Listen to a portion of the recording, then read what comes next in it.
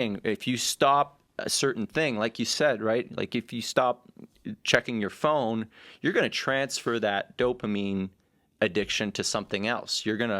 Maybe you're going to start watching porn more. Maybe you're going to develop an addiction for alcohol. Maybe you'll start, you'll find other ways of getting your dopamine. But I think that on the short term, what you can do is you can transfer your dopamine to something that's good, right? Like a cold plunge, right? A cold plunge or a cold shower, that gives you a good hit of dopamine. I hate it, man. Every single fucking time, I hate it. But that to me is a good source. So you're addicted to dopamine, so might as well go get it in the right places. So you go to do cold plunges. You go work out. That's a right? nice perspective. Maybe you work out a little bit more, right? Maybe you work out twice the time than you normally do, because you know that in the first weeks you stop that addiction, your brain's gonna. You need something hard in your life, dude. Yeah. It's so important. Yeah. It really is. If you're just on cruise control for the rest of your life, dude, how are you gonna develop as a person? Yeah. Well, it's. I think it's important to push the. It's the mediocrity. Well, it's like. To me, when I come back to my roots, I'm an adventurer, right? Mm-hmm. I like to adventure. So everything I do, physically and mentally, I'm trying to learn. I'm trying to explore, not only by traveling, but by understanding what are my physical and mental limits internally, right? So this is why I run. This is why I do the things that I do. Because I'm trying to figure out, like, okay, what's the limits to this? I want to leave everything out on the table. You said running. You're training for something now, eh? Yes. What are you doing? I'm training for a 100-mile race. Jesus Christ. Dude. Which is 160 kilometers. Get hard, motherfucker. Yeah. Who's going to carry the boats? Who's going to carry the boats? You just read it, huh? Yeah. David Goggins, for people that... well, of course, everybody knows, dude. Yeah. Stay hard, motherfuckers. Yeah. But yeah, How was that?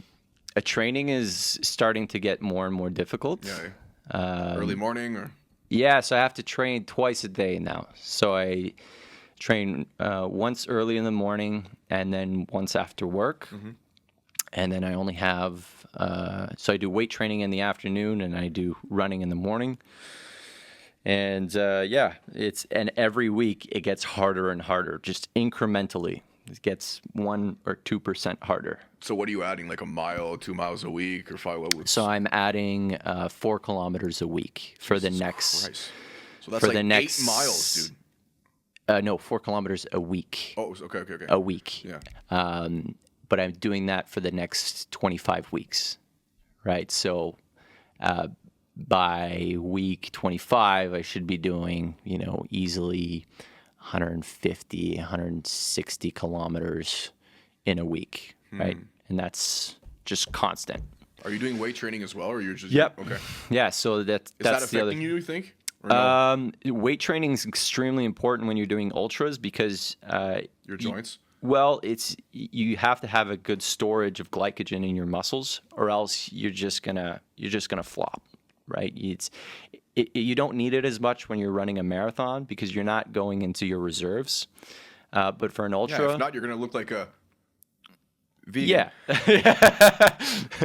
But I did 100K, and last time I spent 11,500 calories in a day. Right. Do you have those like carb jellies? Yeah. I have the carb really gels. Good. I take them, but like in the middle of my workout to get like a good. Yeah, a good little pump. Yeah. So yeah, like at once you get to a certain point, you're gonna hit a wall, and you have to be aware of that, and then it's at that point it becomes mental. Yeah. Right. But you also have to have the strength, or else you're not gonna get to that finish line.